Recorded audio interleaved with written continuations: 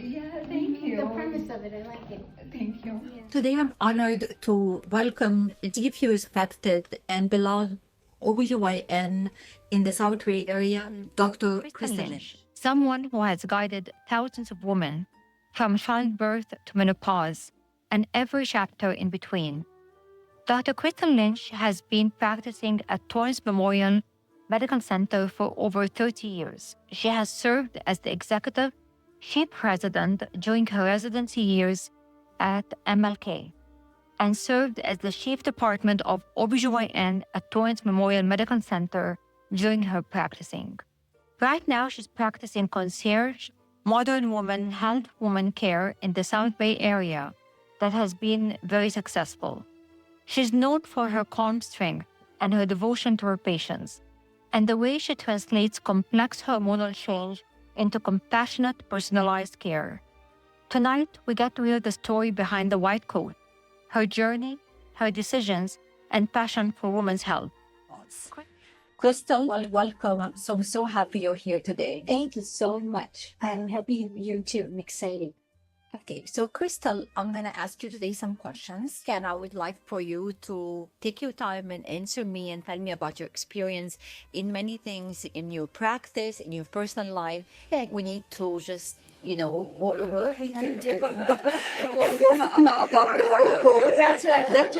your part.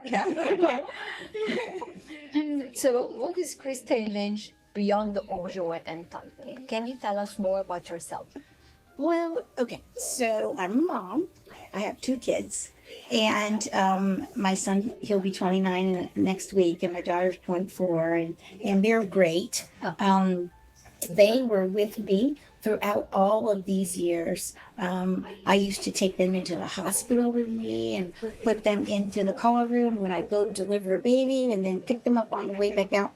So they knew everything about getting into the refrigerator and eating the yogurt and snacks and all of that.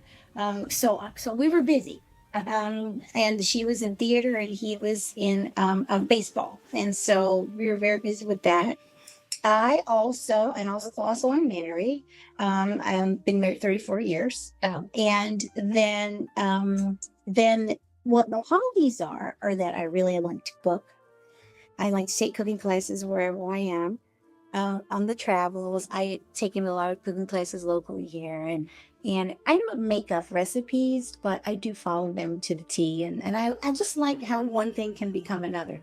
So I like that. But then of course my parents are still alive. They're 86 and 84, and so I'm really close with them and my brother, but they're all in Ohio. So for me here, the practice was really kind of everything for a really long time. And we were really busy. And as you know, kind of can have a life of its own, and it can really take over. Correct. And so I did find myself in that scenario when I turned 60 and hit the 30 years here. I've been here now 33 and a half years. But, so there was a time for reevaluation of how I was practicing. But, I know, like our physicians' lives, we are moms, we are doctors, we care for our patients. We have our husbands, we have a lot of things going on at the same time. Yes. And we just have to multitask and try to balance as much as we can. Yes. I mean, our kids were in school together. I come out another sit right there and I sign it. Yeah. And it was hard to get to. It was very hard. Yes. Yeah. So what drew you to want women's health, and what do you remember first about your residency years? Well, so I wanted to be a writer. Okay. Oh, yeah. Yeah. So my bachelor's degree is in English, and I wanted to be a writer. Always loved literature, poetry, the whole thing. So in college, I did the pre-medical sciences because, when you're growing up and you're bright or something, that's what they tell you that you should be and do. But my degree was in English. So when I graduated, I got into med school, but I decided to defer for a year because I wanted to see if I could actually do this writing thing. And I wasn't really ready to go to med school. So I went back home to Ohio and, toured around the city in my moccasins and backpack and just really was kind of free spirit in it. And but ultimately, and I had many jobs. I was a cocktail waitress. I sold lawn care on the phone. I was a bank teller, never balanced. And it was but then I got a job on weekends only, working in a women's clinic, and there was a woman there who was very inspirational. She had a nice, gentle, calm way about her, and I got to interact with all of the women. I worked in the lab. Okay. So, talking to many women from different walks of life as they go through there, I realized it just was like a light went off, and I said, I'm interested in gynecology. I want to do women's health. And then after that, I was ready to go to med school. So then I went. Martin Luther King was one of the wildest rides in my life.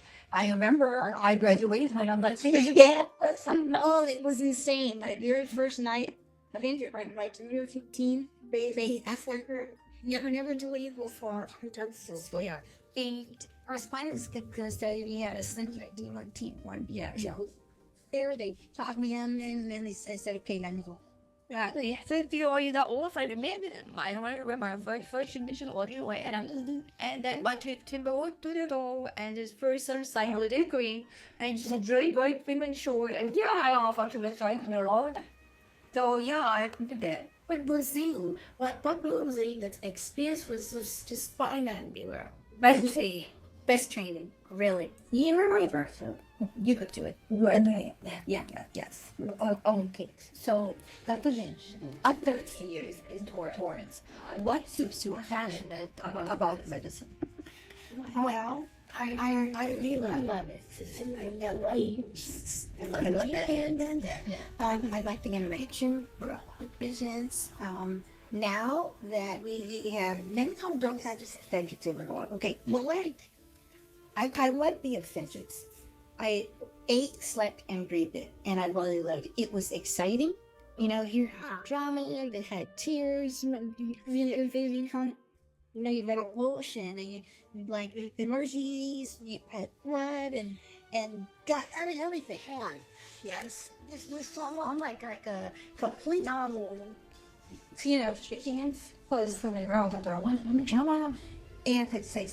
So, that for ships, trying to take Burma, though, your whole life, but also this where the gynecology just gets a little bit shifted. A woman for 10 months of her whole life, we then didn't be taking up there for 20 people's delivery a month, taking care of them every month for year after year, and so the gynecology just becomes haven't done. So we think now in the field is that there should be two disciplines. There should be aesthetics, and so all physicians and then the gynecologists and people who want to focus on either. So what is key right now is that now that you don't do the obstetrics, then businesses are really focused in on the GI and brain. There's a whole lot of homework that women and to do it with help. Yes, the fertility, well, we have already on physics, fertility or whatever. So they want, they want how can they live water and they sweat. How can they be strong? Who's we know that she's huge or socialize the head.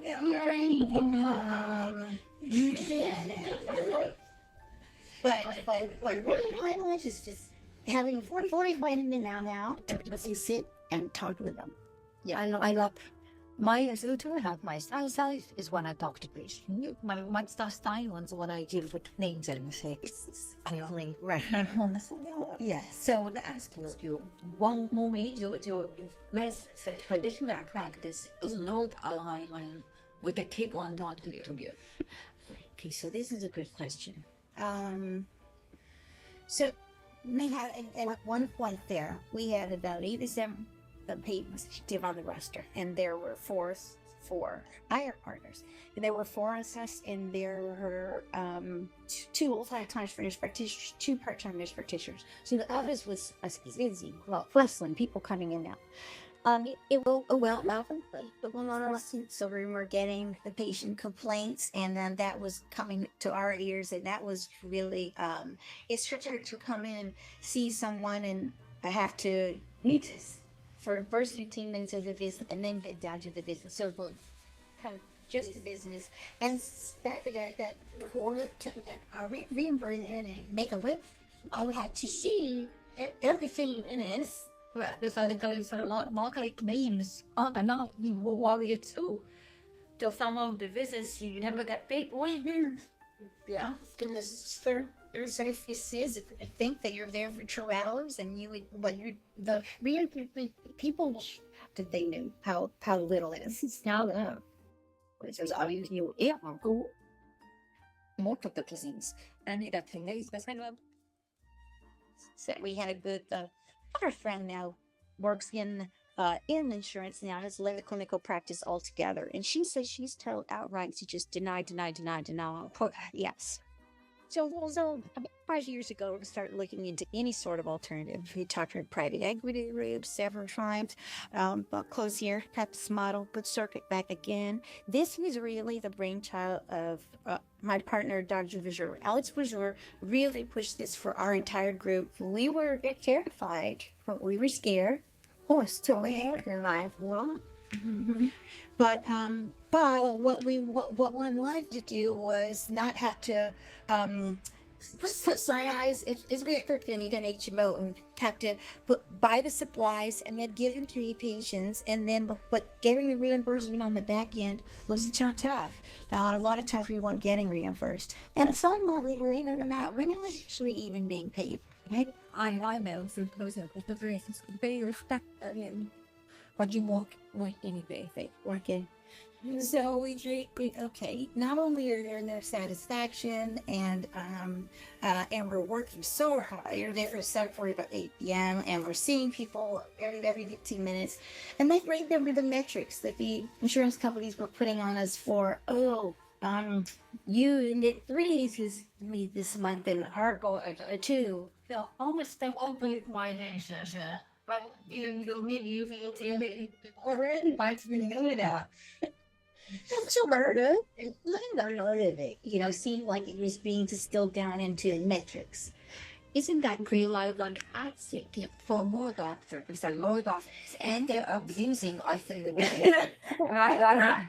This is it makes it very difficult. You like these patients and having all of our heart in what you're doing. And then it's like science of ethical and wondering like how you're gonna do it. Yes. And then they give you a report card and all of that. I had no idea going in. It's the house. Why did it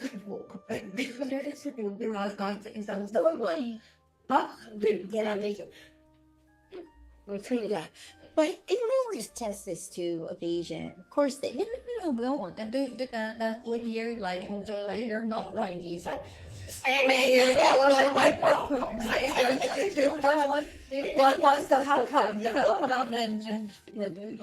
Right. So if we and so you should do we met with the company Cristal Docs, and they just actually set up the whole program. But and she basically had to live us by and really sought to, and really just was about it for almost 2 years. And we were really rest, and we were really afraid. But at that point, it's like you're gonna go. What is this for a fact? Or these things out every day. It pays out on the guy. Yeah, exactly. Yeah. So you're giving away my next question. Like it was hard for the transition and beginning. But what the course here allows you to do that couldn't do before. Okay, so what it seems is we realize that it's hard because they tell you don't go into this if you think you're going to miss your patients. Yeah, the company told us that, and then I didn't never die is fun. Yeah. But I guess that's the and I have. And no, it's them. And even when I see them out and about, I miss them. So it is very true because I've been with these people for over 20 years. And in love with them like I just go all the time. Yeah, I have. And but a lot of support. A lot of people stated that they understood. We also had a lot of people who were upset. Roasting slippers, Yeah, I also for and my work done. Yes. So it was hard. So it wasn't. What you do like about it now, though, is that for me, so now Joseph speaks to me more. I can really sit down and speak. Like all of the conversations are 45 minutes, to an hour, and so I literally feel like 8 people a day. Okay. And then, but we go from some soup to nuts and talk about just about everything. I feel it's holistic. It's more holistic. Instead of just I did your pack next, I did your pack next. So that's been really good. I'm not doing it for surgery, so I wouldn't recommend anybody first starting out to do something like this. Correct. Being how to be involved. And a lot of the excitement is not in the office. Correct. So I feel that they need deliveries, emergencies for surgeries and all of that. So I wouldn't recommend that. But for somebody like at my stage, it's wonderful because I can look things up and she'll circle that with them and say, hey, you asked me that question. I didn't know at the time, but this is what I found out. And I find a lot more about she's like, you don't know. So that's like started off for 2 years. And after some for the first concierge visit, I didn't even know that it was going to that Olympics at one point. And that came also. So I'm really loving it, to be honest. Yeah. And what advice would you give physicians thinking about making this leap? Well, I'm your first. Our specialty, definitely if you're just starting out, I don't know if it's a good idea unless you just consultation. So you won't go efficiently. You have a lot of fire. That's part of it. So I can now focus on things that interest me. So I do like sexual health and wellness. Yes. And I have a lot of people who need, vulval issues, and I can focus and see them with the vertical treatments. I'm trying new treatments like with different creams and infrared light and different things that I couldn't have done before, and seeing some real good results. And we're getting to just the whole nutrition of counseling and things that we really never touched. And so learning about that is being good. I like the learning. Yeah. What do you patients love about this model? Well, what I'm telling me is that first of all, we got an office. It's smaller. We had to move. Just as it had to be made for us, we had to move office because the suite we had was too large. And then, so we had to go smaller, and we also had a few staff because we are seeing fewer patients and we don't need all staff. It's very cool. A cross-trained staff, so that one could do any other job, and then they had to know that, well, now when the patients come in, they're interested in really good customer service, offer coffee, offer water, and these big soldier training we had to do. They must really love EPO. They say that when they come in and it's very calm, it's not really blissful like it was before, and they say that they're very relaxed. And so there may be at most 3 or 4 people in the waiting room at one time instead of standing room, or has a whole different feel. So the people like that. Lean's like the time. They come in, after 40 minutes, they say, wow, this was great. Some of the ones that are practical too, pull out in and they say, I really like how this feels.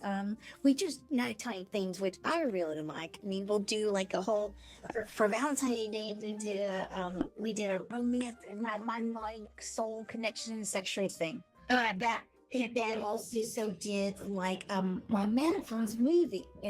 popcorn. And then on another night, we did a whole fair where we had the people that we collaborate with. And that's the other thing in the middle of the guy is the collaboration. The Wamo people came and set up the table and showed, I had people sit on it to let them know about their pelvic floor, but the strength of it was nice. And the CVR people. So we just had a room with everybody there. And it was like a health fair. It was a really nice educational things. So we're able to do these educational things in the evenings, and they really like that too. So we have our intravenous infusions, and we do just a lot of things.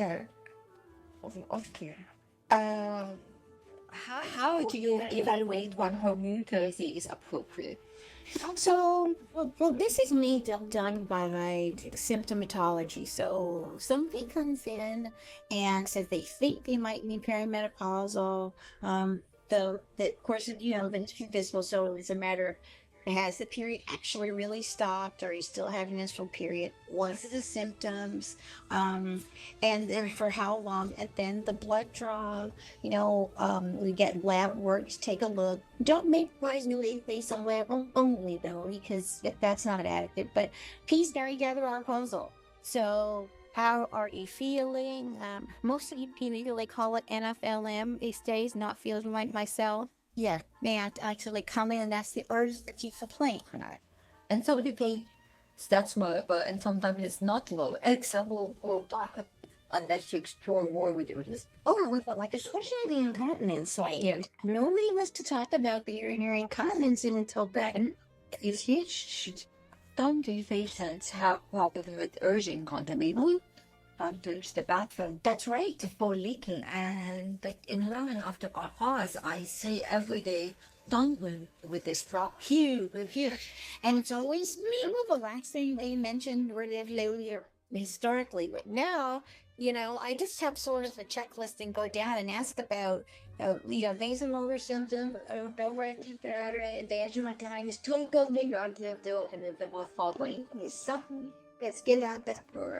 There are some people out there using that kratom or whatever it's called and get the gas station, and that is like a soup like they knew the whole level. Then some people are definitely strengthened and you cannot that. And suddenly, how can one is looking at that? Well, I go down this and really taking the time to find out, okay, you told me this, but what are you eating? Okay, how there's, this is what I want to call for now. And come on, yours for this. So how if someone has breast cancer during the baby? Right. What natural supplement would you advise her to do to improve more? But that also understand how good also have a way with relation with her husband. Lifetime and the natural holistic things you think you can really neat things that have come about with respect to libido. And so you're a breast cancer survivor and not able to use the estrogen. So there's the menopause, and maybe it was surgically brought, but they've got vaginismus. So for the atrophy, the whole generalization syndrome and menopause, it's actually okay if I talk to you small amount of intravaginal estrogen, even for breast cancer survivor who's breast estrogen receptor positive. But right? We're talking a half a gram. Just a little bit of that price leaking that. Now let's say people want to be super safe side and they don't want to do that at all. So like hyaluronic acid, like the Revolution, any of the other hyaluronic acids, your moisturizer, you could do a DEA supplementary for 12 weeks or so, and then stop because you don't want peripheral conversion to estrogen with that. But you could do with the sexy getting, I'm not rising. But all of them really go the cooking kind of to get motions and did what I typed on that and coconut oil actually on ice cube. Then the fat leaking as the suppositories and they and no this is I don't know the company. Yes. So I tell you that, so I like that kind of edge dryness. And then, but like for hot flashes, we have a lot of new things. There are some thinkings and there's some new things and the pronouns are just a lot of something made by bonafide eating years. Or if you're sweating so liquid, great. Non-hormonal food that has extra strength. Yeah, these it present and the black cohosh they can use. The copper it doesn't stimulate any respiratory receptors, which is good. But these are specifically based on motor symptoms planning, and they work on they work on that thermoregulatory center in the hypothalamus. So so we've been really nice. We also have to all the liver function test that because they can spuriously you can see the enzymes go. But with the other one, the Parmella, which is made by Bonafide, they have great products. Yeah, yeah, protein maps. Yes, I know. Well, I think the real misconception is that we just had the black box warning removed. That's the two things. And that black box warning that they placed on it after that WHO study in 2002 that, man, I myself the tenants and they did a study and they said, all of that is all now. What's nothing on? Just for you, yeah, I don't big video, man, and I had one patient come in on Tuesday and say, I feel like isn't today now I want in hormones. Also, so they doesn't have to have hormones, but when you look at the intervening in the first 10 years and having dementia prevention, tuberculosis, the angina, the amber. And the heart, the whole thing, you really can take them. It's a good idea, at least for the beginning. But for these other survivors, uterine cancer, breast cancer, some people, previous primary embolus, patients, yeah. So now we move on to open up aliens.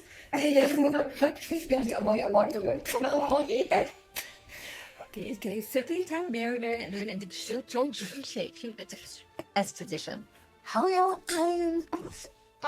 I do not very well with work-life balance. Yeah. Okay. I didn't.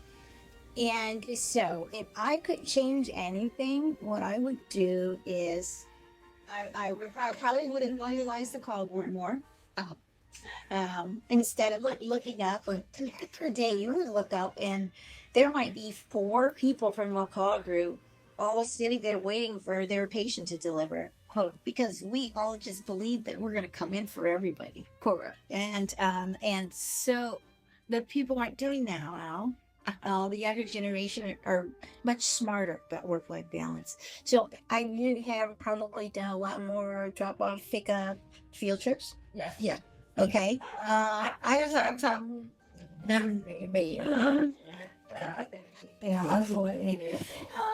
it's much everything's that falling. They were in my office. They were making me in my office. They were or opposed out. I'm going to keep like anything.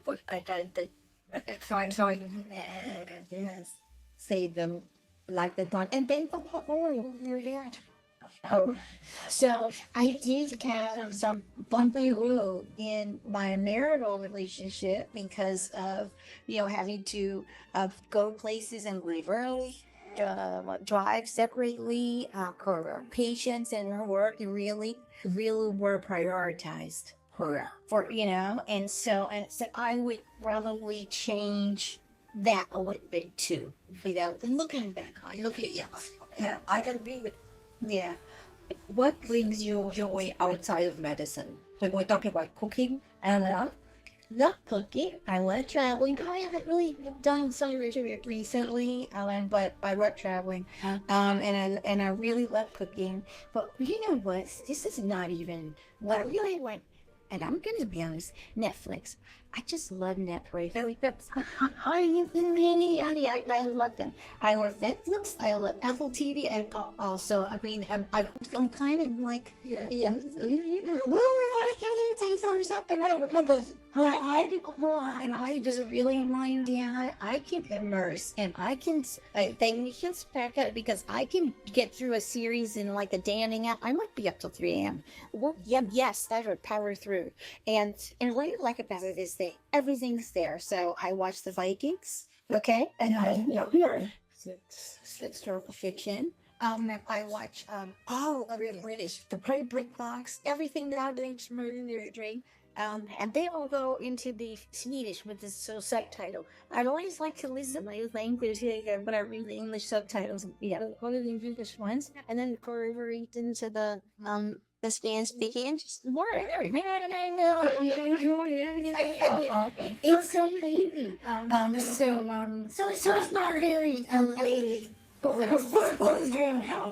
Right. Yeah. Okay. So if you could talk to your young resident, what would you tell her? Well, I really don't regret anything other than later on after I was married with family. Residency was a hoot, and I loved every minute of it. It was hard. It was hard.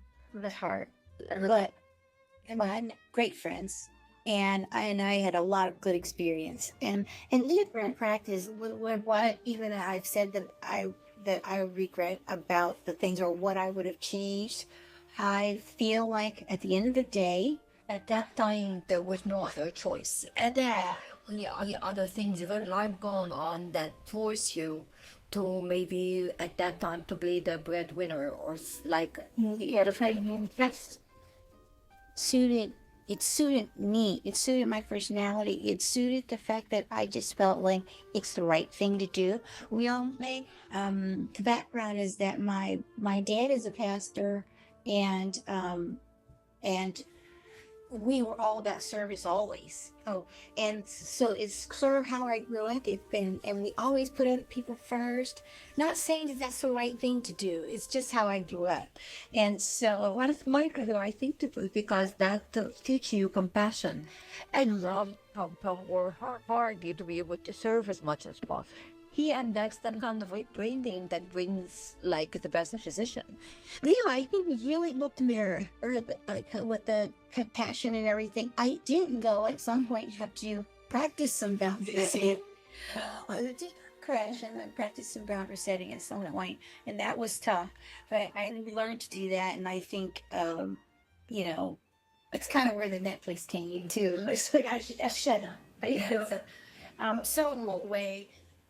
They think that residency was great and practice was great, and and it is great. But really, like it's all said and done, hopefully satisfied. Yeah, I agree. Yeah. So if listeners connect with you and your concierge press organization. Okay. So our website is modernladiescarend.com. And they can call my office. Probably to see it, but anyway, I'm only women's care during Torrance. It's California. Sorry, California. It's 310-599-0000.